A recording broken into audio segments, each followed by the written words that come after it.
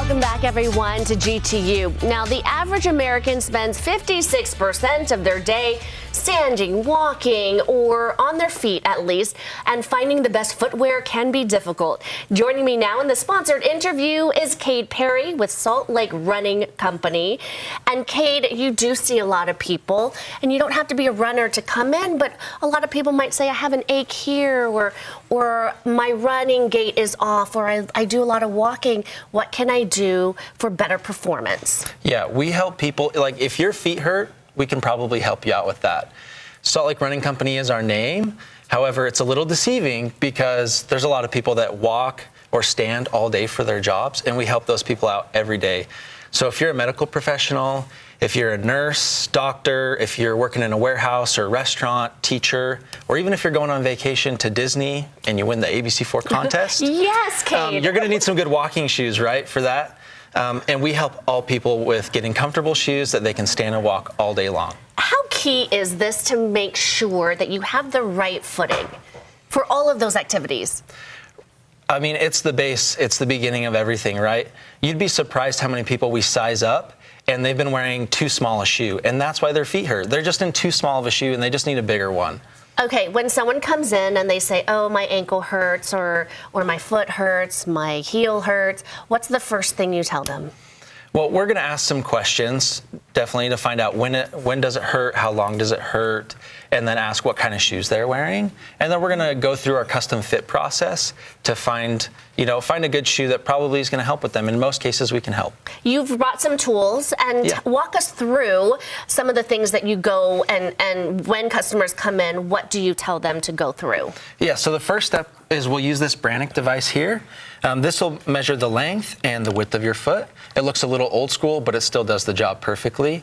Like I said, a lot of people are in shoes that are just too small, and they measure their foot, and they're very surprised to find out, oh, I just need to be wearing a bigger size shoe.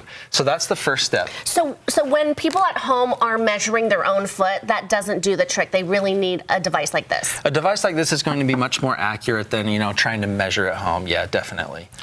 And when you get your size, is that your shoe size? Is there a misconception? Well, that's a great question. For running shoes and walking shoes, you want a little extra space. So let's say you come in at a size 8. Mm-hmm. We're probably going to put you in at least an 8.5, maybe a size 9 shoe, because you don't want it to be the same as your foot. You want a little space at the end for when your feet swell and things like that. Because when you're running, your feet expand. Mm-hmm. Okay, tell us what this is. Yeah, so this is the foot disc here.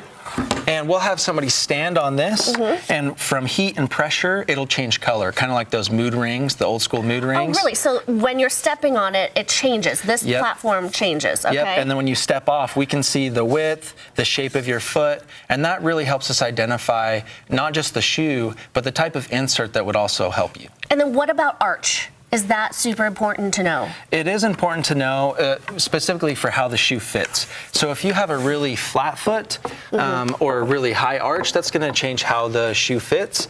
And using an over-the-counter arch support to put inside the shoe makes it a much more custom fit. What about width of your foot? Is that key? Width of your foot is key too, and we do carry wides in case you need a little bit of extra width, and that'll be a much more custom experience. I think that's one of the biggest improvements we see is somebody who goes from a shoe that's just too narrow, and they finally get one that accommodates the width and volume of their foot. Cade, does your foot change over time? And it's good to check up on it and make sure, hey, nothing's changed, or through age? Sometimes it'll gradually change. We don't see too many big things.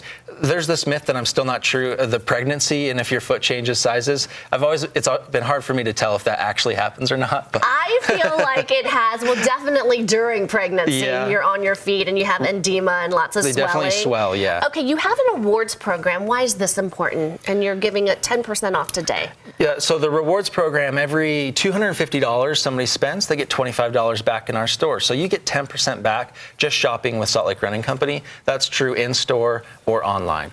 And another question is, how often should you be changing your shoe? Yeah. How many pairs of running shoes should you have? So we measure in mileage, every 300 to 500 miles. Now, if you're not using it for running and you're not logging the miles, that can be hard to know. So there's other key indicators. Inside, you'll have the sock liner. You can take that out. If it's compressed all the way, then it's probably time to get a new pair of shoes. And is it true you should always be you have 2 running shoes, 1 day off, 1 day on that shoe that you switch off? If you can have 2 pairs of shoes, it'll lengthen the life to be able to alternate and rotate as you need. Okay, so let's get people running, walking, and standing better and more comfortable. You can visit Salt Lake Running Company. How many stores do you have, locations? We have 4 locations. 4 locations. Just hop online and you'll find all of that information. And thank you to Salt Lake Running Company for this sponsored interview.